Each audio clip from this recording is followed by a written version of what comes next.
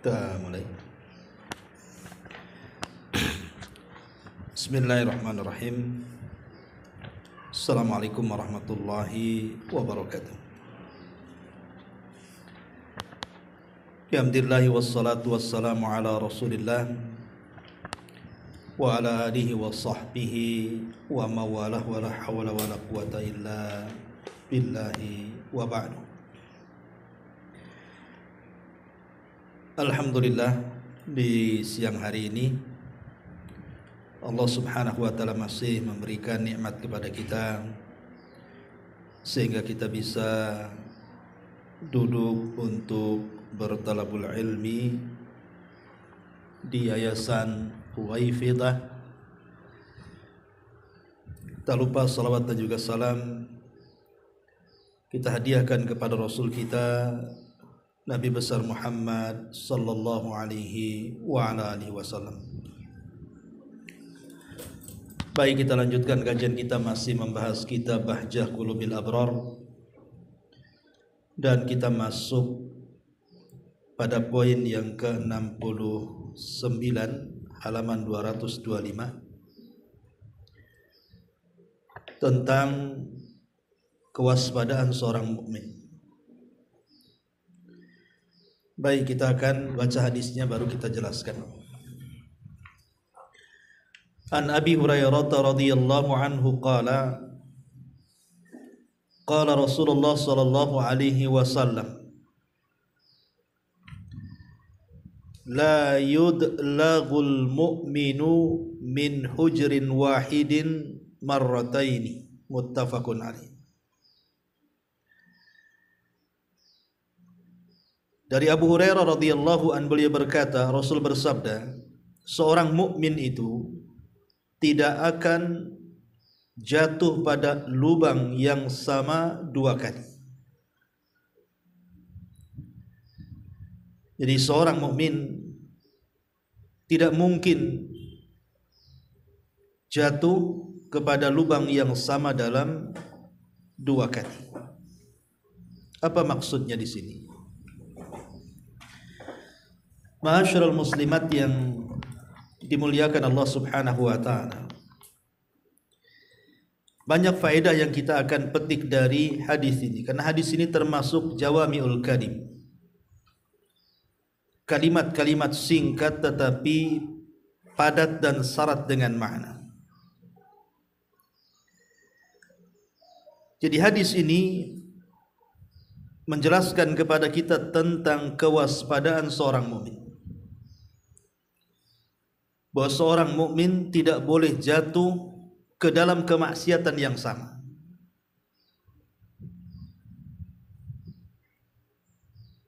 Baik, kita akan ambil beberapa faedah dulu dari hadis ini.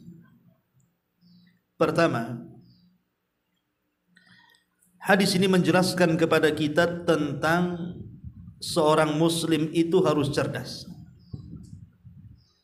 Jadi seorang muslim itu harus memiliki kecerdasan. Jangan sampai kemudian seorang muslim itu lalai. Salah satu bentuk kecerdasan seorang muslim adalah tidak jatuh kepada lubang yang sama dua kali.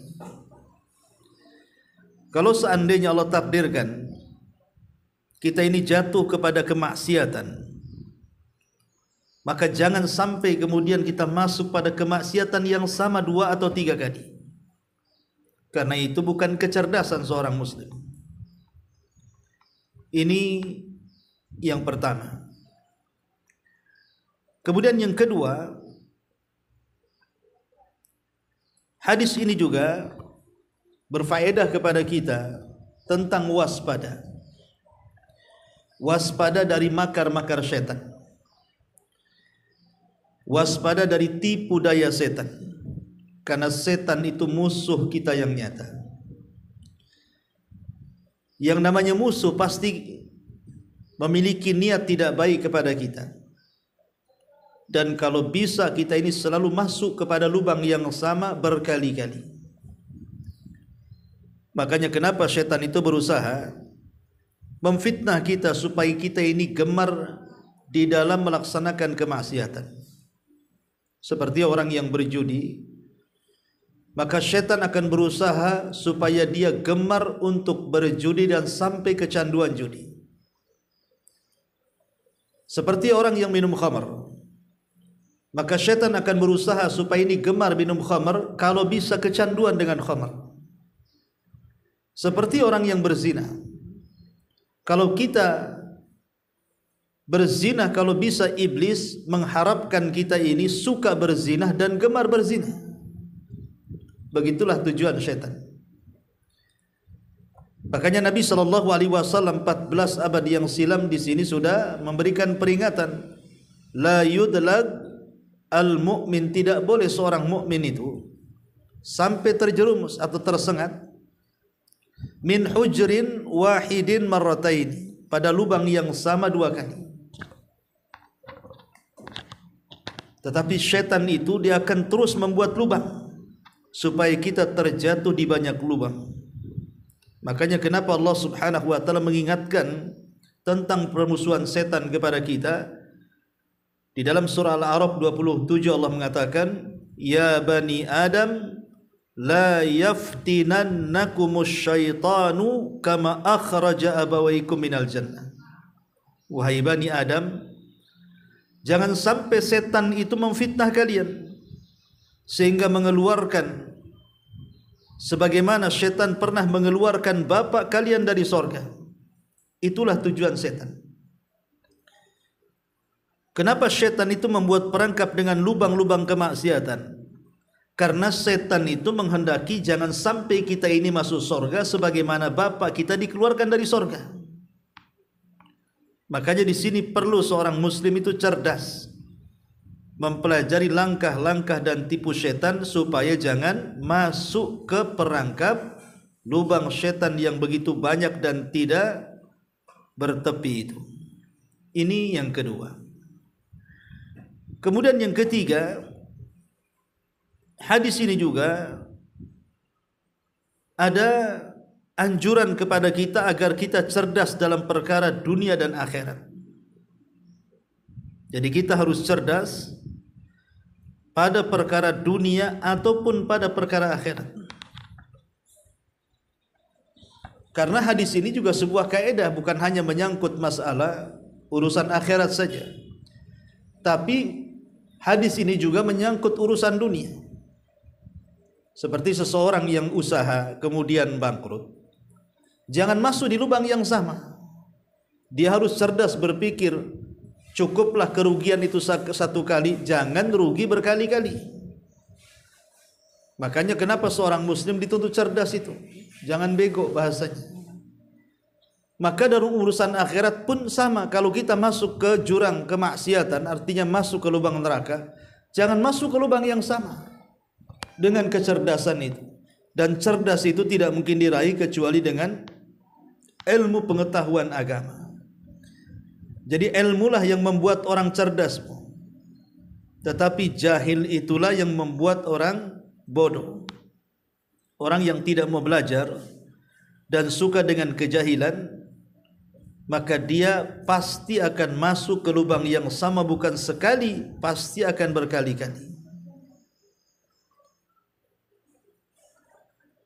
Ma'asyiral muslimat yang dimuliakan Allah Subhanahu wa taala. Hadis ini juga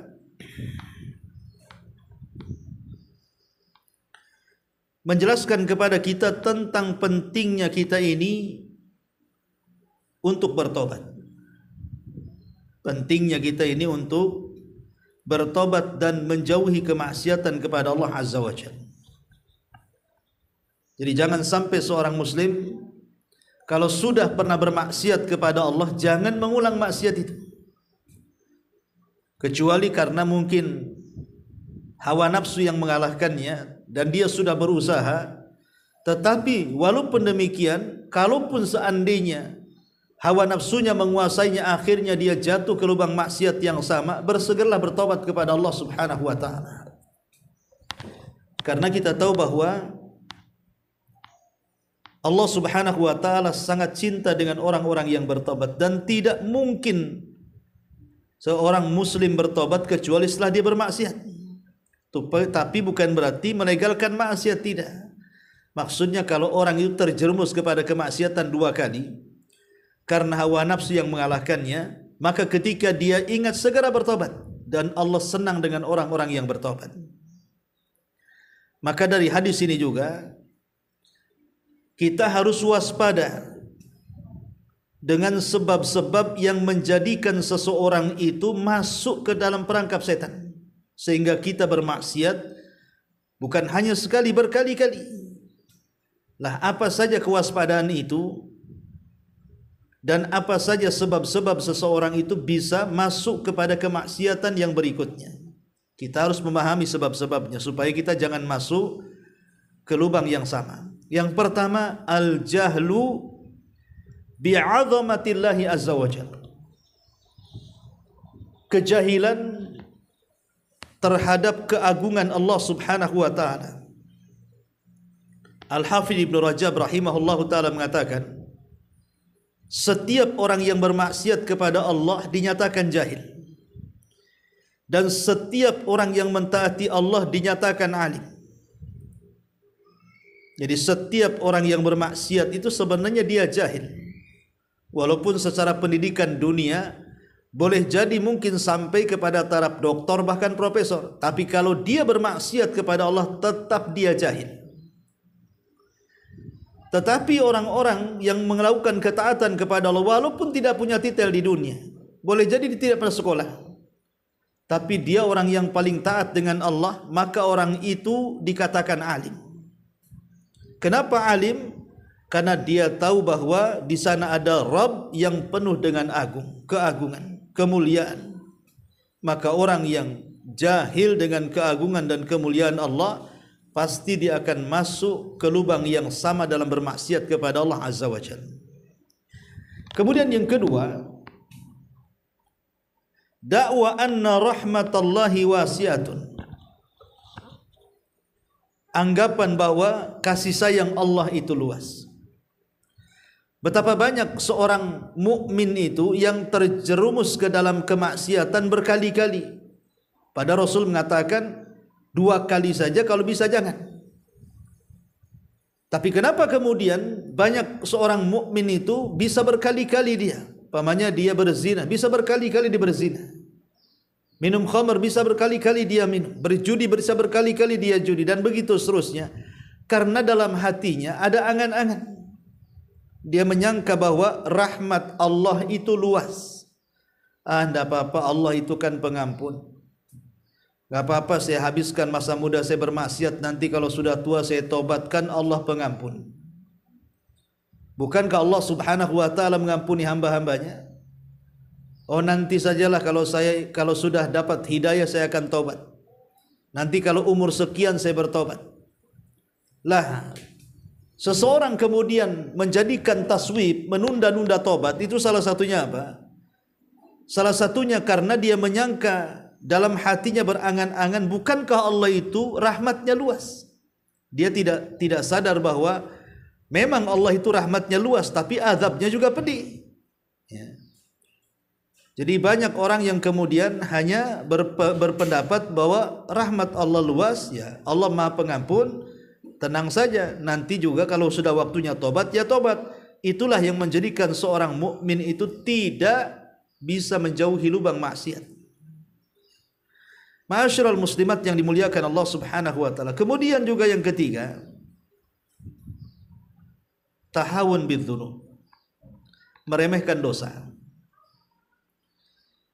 Al-Allamah As-Sa'di rahimahullahu ta'ala ketika memberikan catatan kepada ayat wa huwa indallahi azim, dan sesungguhnya perkara itu di sisi Allah subhanahu wa ta'ala adalah sebuah perkara yang besar. Karena ada sebagian orang yang menganggap dosa-dosa tertentu itu remeh bagi dia, padahal dosa itu di hadapan Allah sangat besar. Contoh saja umpamanya ketika Nabi SAW melintasi kuburan, kemudian ada 2 kuburan yang sedang disiksa, mendapatkan azab kubur.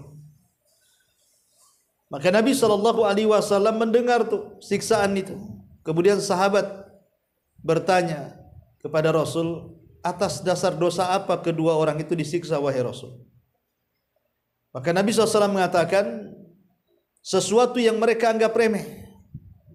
Kemudian Rasul SAW mengatakan, yang pertama karena dia tidak bersih dalam bercebok ketika buang hajat, yang kedua karena dia berjalan ke sana kemari menggibah dan menamimah, mengadu domba. Lah ini meremehkan dosa ini, inilah yang menjadikan dia tidak bisa menghentikan untuk masuk ke lubang yang sama berkali-kali. Tapi kalau orang kemudian tidak meremehkan dosa, apakah dosa besar ataukah dosa kecil, tidak mungkin dia masuk ke lubang yang sama 2-3 kali dan seterusnya. Kemudian yang keempat, zulmatul qalbi, gelapnya hati.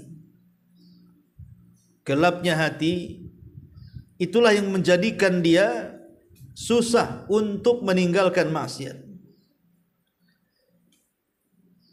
Dan gelapnya hati itu disebabkan karena banyaknya maksiat. Bukankah Nabi SAW yang mengatakan, apabila seorang mukmin itu melakukan sebuah dosa, maka akan diletakkan titik hitam di hatinya, 1 titik hitam. 2 kali dosa, 2 kali titik hitam. 3 kali dosa, 3 kali titik hitam. 1000 dosa, 1000 titik hitam, sehingga hatinya dipenuhi dengan noda-noda hitam. Ketika itu bagaikan gelas yang dijungkir balikan, yang tidak ada lubang di atasnya, sehingga dia akan susah menerima nasihat dan hidayah. Maka jangan sampai hati itu gelap dengan kemaksiatan kepada Allah Subhanahu wa ta'ala. Kemudian juga yang selanjutnya adalah sakratul ghaflah, mabuk dengan kelalaian. Mabuk dengan kelalaian dunia. Lupa dengan Allah Subhanahu wa ta'ala, lupa dengan kematian, lupa dengan kuburan, lupa kalau ada hari kebangkitan, lupa kalau ada hari pembalasan, lupa kalau ada hari hisab, manusia dikumpulkan di padang mahsyar, lupa kalau ada sorga dan neraka. Lalai dengan kehidupan dunia, lalai dengan dunianya, dengan hartanya, dengan keluarganya, dengan jabatannya. Itu yang diperlukan dia, yang setiap hari dipikirkannya. Adapun kematian, azab kubur, yaumul mahsyar, neraka, sorga, enggak peduli dia. Itu namanya mabuk dengan kelalaian dunia. Ini yang menjadikan seorang muslim itu susah untuk tidak masuk ke lubang yang sama berkali-kali. Menjauh dari lubang seorang mukmin itu susah kalau seandainya dia sudah mabuk dengan kelalaian dunia. Ma'asyiral muslimat yang dimuliakan Allah Subhanahu wa ta'ala. Kemudian apa lagi yang bisa seseorang itu menjadikan mudah untuk melakukan dosa dan susah untuk keluar dari lubang itu? Jauh daripada agama Allah Subhanahu wa ta'ala, tidak mau mempelajarinya, jauh dari majelis-majelis ilmu, sehingga ruhnya jarang diberi asupan. Padahal kita tahu asupan ruh lebih penting dibandingkan asupan badan. Karena asupan badan ini kalaupun kurang, paling tidak dia sakit kemudian mati, selesailah urusan dunia dengan dia. Tapi kalau asupan ruh kurang, maka dia akan tersiksa dunia dia dan akhirat dia. Makanya supaya kita tidak masuk pada lubang yang sama 2-3 kali, maka penuhi dengan ilmu pengetahuan agama, supaya tahu batasan-batasan apa saja yang bisa mendekatkan kita ke sorga, kita bisa melakukannya. Apa saja yang bisa menjauhkan dari neraka, supaya kita meninggalkannya. Karena segala sesuatu sudah dijelaskan oleh Nabi sallallahu alaihi wasallam. Tidak ada satupun burung yang naik ke langit mengepakkan kedua sayapnya, kecuali semuanya sudah dijelaskan ilmu pengetahuannya kepada kita. Ma'asyiral muslimat yang dimuliakan Allah Subhanahu wa ta'ala. Karena kita tahu bahwa bagaimanapun seseorang yang jatuh ke lubang yang sama ini akan berdampak buruk. Pertama, su'ul akibah, pasti akan buruk akhirnya. Seorang muslim kalau tidak menghentikan dosanya, asing masuk ke lubang maksiat terus dan tidak mau meninggalkannya, maka dipastikan dia akan mendapatkan su'ul akibati, buruk akhirnya, su'ul khatimah. Dan itu kita bisa dilihat, oh betapa banyak orang-orang yang mati di tempat-tempat maksiat itu. Lagi mabuk dia mati, lagi judi dia mati, lagi berzina dia mati, lagi gibah dia mati, lagi menipu dia mati. Su'ul akibah, karena tadi dia tidak mau menjauhi dosa, malah masuk ke dalam lubang terlalu dalam. Bahkan bukan hanya 2-3 kali, berkali-kali, dan tidak mau bertobat kepada Allah. Yang kedua, nuzulul bala, pasti akan turun bencana. Orang yang tidak mau berhenti dari perbuatan dosa pasti akan mengundang bencana. Makanya Al-Hafidh Ibnu Hajar Al-Asqalani rahimahullahu ta'ala mengatakan, di antara sebab-sebab seseorang itu terjerumus kepada bala adalah karena banyak melakukan kemaksiatan kepada Allah, sehingga Allah dahulukan azabnya di dunia sebelum akhirat.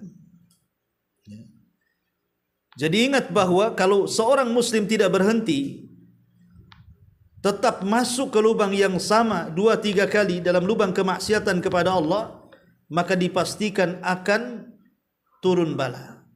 Bahkan yang ketiga, hal alaqul amlil jami, boleh jadi kehancuran yang merata. Kehancuran yang merata. Ataupun yang selanjutnya bisa jadi dikuasakan kepada mereka para penguasa-penguasa yang nakal, penguasa-penguasa yang zalim. Karena Nabi SAW mengatakan, kalau seandainya seseorang itu sudah curang dalam berdagang, mengurang-urang takaran, meteran dan yang semacamnya, maka Allah akan turunkan 3 azab. Salah satunya adalah Allah kuasakan kepada mereka pemimpin-pemimpin nakal, zalim dan jahat. Itu akibat kemaksiatan yang tidak berhenti. Kemudian lebih daripada itu, tercegahnya rahmat Allah. Bahkan boleh jadi tertutup pintu-pintu rahmat. Karena bagaimanapun setan ini adalah makhluk yang senantiasa bermaksiat kepada Allah Subhanahu wa ta'ala. Allah mengatakan, inna syaitana kana lirrahmani asiyya. Sesungguhnya setan ini kepada Ar-Rahman senantiasa bermaksiat. Ketika Allah memilih kata-kata Ar-Rahman yang memiliki arti sifatnya rahmat, dari sini dipahami bahwa maksiat itu bisa mencegah seorang hamba dari rahmat Allah Subhanahu wa ta'ala. Dan ini kerugian kalau sampai kemudian rahmat Allah Subhanahu wa ta'ala sampai kemudian tercegah kepada kita. Kemudian juga takdirul ahwal bisa saja mengotori kondisi. Betapa banyak orang-orang yang dulunya sukses akhirnya maksiat, tiba-tiba kemudian mereka pun bangkrut dan sengsara. Keluarganya berantakan, anak-anaknya nakal, tidak pernah berbakti kepada orang tuanya, kondisinya banyak penyakit, banyak masalah. Itu akibat maksiat itu. Ya, buruknya kondisi. Kemudian juga bisa saja wahsyatu minal mauti, akan diangan-angani dengan kematian yang buruk. Jadi orang-orang yang senantiasa melakukan dosa itu akan diliputi dalam otaknya kematian yang buruk. Dan ini mengerikan. Ya. Karena bagaimanapun banyak buah buruk daripada kemaksiatan kepada Allah Azza wa Jalla, seperti tertumpahkan darah, kemudian tersebarnya keburukan di mana-mana, kemudian juga kerusakan yang tidak bisa ditangani begitu saja, termasuk hilangnya ilmu yang bermanfaat, diharamkannya kelezatan ibadah, kemudian hati dikeraskan, kemudian susah untuk melakukan kebaikan. Itu semua akibat daripada kemaksiatan yang kita lakukan.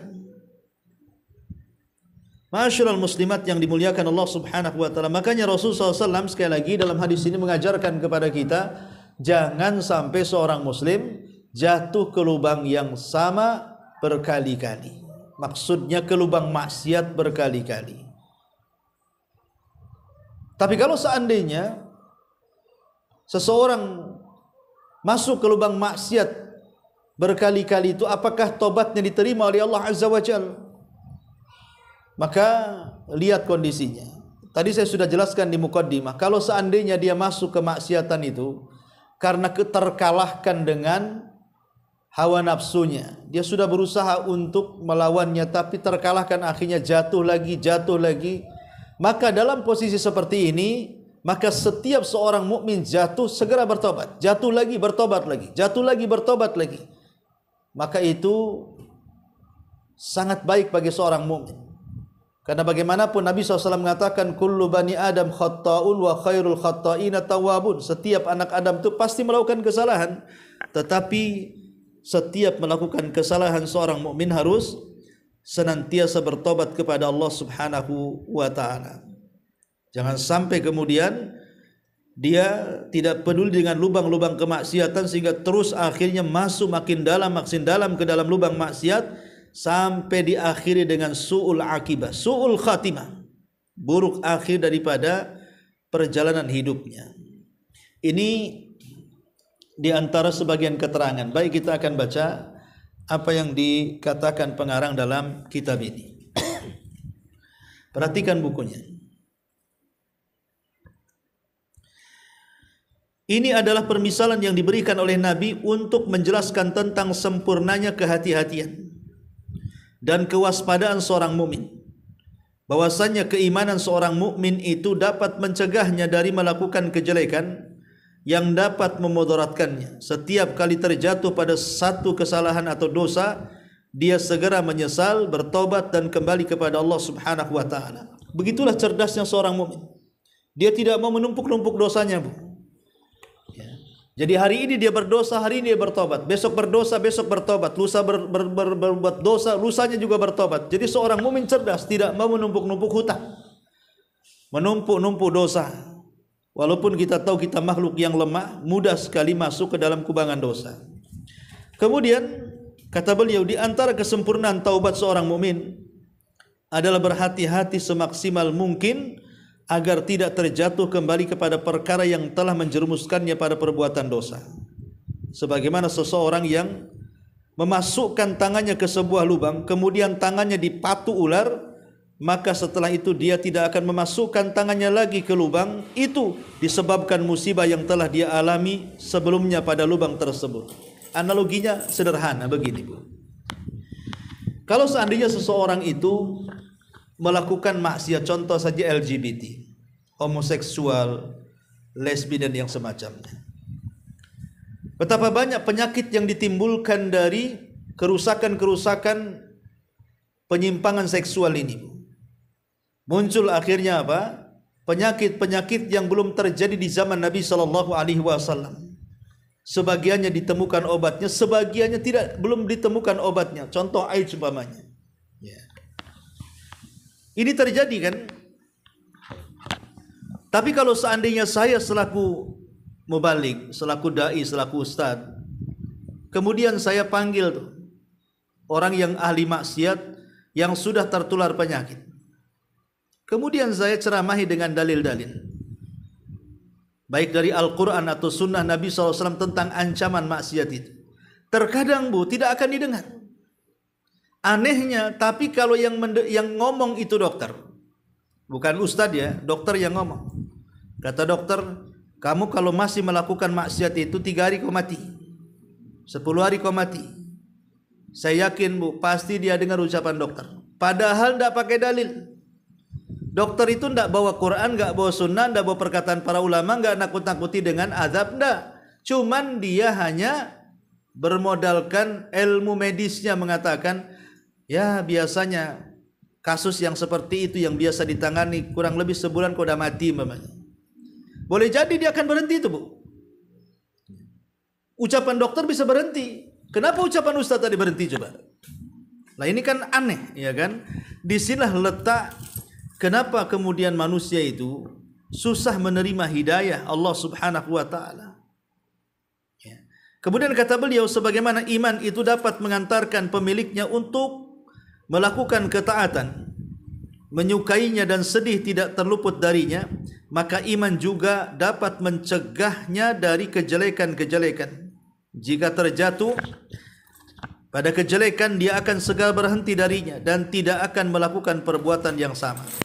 Makanya pentingnya seseorang itu menguatkan iman. Karena hanya dengan imanlah seseorang itu bisa mencegah diri dari kemaksiatan kepada Allah. Dan iman itu tidak mungkin bertambah kecuali dengan ketaatan. Semakin banyak ketaatan, ibadah, pasti semakin tinggi imannya. Semakin tinggi imannya, semakin jauh dari kemaksiatan. Sebaliknya kalau seandainya ibadahnya kurang, jangan harap imannya akan kuat. Pasti dia lemah. Dan kalau sudah lemah, mau masuk lubang berkali-kali pun dia bisa. Ya, makanya penting mengokohkan keimanan untuk jangan sampai seorang mukmin itu terjatuh ke lubang dosa, kubangan dosa berkali-kali. Dalam hadis ini juga terdapat hasungan untuk bersikap teguh dan bijak dalam semua perkara. Di antara konsekuensi hal itu adalah seorang mengetahui sebab-sebab yang mendatangkan manfaat untuk dikerjakan dan mengetahui sebab-sebab yang mendatangkan madarat untuk dijauhi. Seorang muslim harus cerdas mana yang manfaat, mana yang tidak. Manfaat da'ma yaribuka ila mala yaribuka, tinggalkan yang meragukan, ambil yang meyakinkan. Artinya tinggalkan yang tidak ada manfaat, ambil yang bermanfaat. Karena seorang muslim harus semangat. Ihris ala ma yanfa'uka wasta'in billah. Semangatlah untuk meraih hal-hal yang bermanfaat dan mintalah pertolongan kepada Allah Subhanahu wa taala. Kemudian hadis ini juga menuntut untuk menjauhi hal-hal yang dikhawatirkan. Jika mendekatinya dapat menyebabkan terjatuh pada kejelekan. Juga agar menutup celah-celah kejelekan itu diperhitungkan dalam syariat. Seperti Allah mengatakan apa? Wala taqrabu az-zina. Jangan dekat-dekat zina. Zina saja larangannya dalam Al-Quran bukan kalimatnya jangan zina, tapi jangan dekat-dekat ke zina. Maksudnya apa? Wasilah-wasilah yang bisa menjerumuskan kita ke dalam zina jauhi. Kalau lantaran ikhtilat bisa berzina, jangan ikhtilat. Kalau lantaran menonton video-video yang tidak senonoh, gambar-gambar yang tidak senonoh, jangan ditonton. Jadi wasilah-wasilah apapun yang mendekatkan ke zina jauhi, supaya jangan terjatuh ke lubang yang sama. Kemudian kata pengarang, dan sungguh Allah telah memperingatkan kaum mukminin agar tidak mengulangi perbuatan yang dikemas menarik oleh syaitan, sehingga mereka terjatuh kepada kemaksiatan-kemaksiatan. Allah mengatakan ya'idukumullahu an ta'udu limithlihi abada in kuntum mu'minin. Allah memperingatkan kalian agar jangan kembali mengulang perbuatan semisal itu selamanya jika kalian orang-orang yang beriman. Oleh karena itulah seorang yang pernah merasakan akibat buruk dari perbuatan dosa dan telah bertobat darinya, maka kebenciannya terhadap dosa tersebut akan lebih besar. Artinya kalau orang sudah merasakan dampak buruk dosa itu, makin benci harusnya ke dosa, bukan makin diulangi gitu maksudnya. Ya. Peringatan dan kewaspadaan dia dari dosa tersebut lebih kuat, karena dia mengetahui akibat-akibat yang buruk dari dosa tersebut berdasarkan pengalamannya. Dan dalam hadis ini pun yang terakhir, al-anatu minallahi wal ajalatu minasyaitan wala halima illa dhu athratin wal hakima illa dhu tajribatin. Sikap berhati-hati itu berasal dari Allah, sedangkan sikap tergesa-gesa berasal dari setan. Tidaklah seorang yang murah hati kecuali memiliki ketergelinciran, dan tidaklah seorang yang bijak kecuali memiliki pengalaman. Artinya sudah selayaknya seorang itu hati-hati, meletakkan kewaspadaan. Maksudnya hati-hati dan waspada kepada siapa? Kepada jerat dan langkah-langkah setan. Setan itu terkadang menjerumuskan kita itu selangkah demi selangkah. Tidak langsung menarik tangan kita, diajak ke tempat-tempat maksiat, enggak. Selangkah demi selangkah. Dimasukinya was-was ke dalam hati kita untuk melakukan hal-hal kemaksiatan kepada Allah Subhanahu wa taala. Inilah di antara faedah hadis ini. Baik, ini yang bisa sampaikan. Sebelum saya tutup, kita buka tanya jawab, silakan.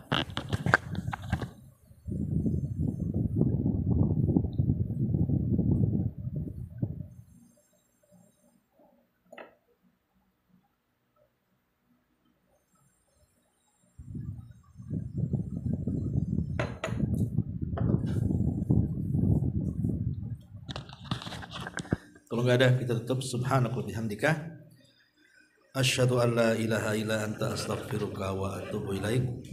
Allahu taala alam. Assalamualaikum warahmatullahi wabarakatuh.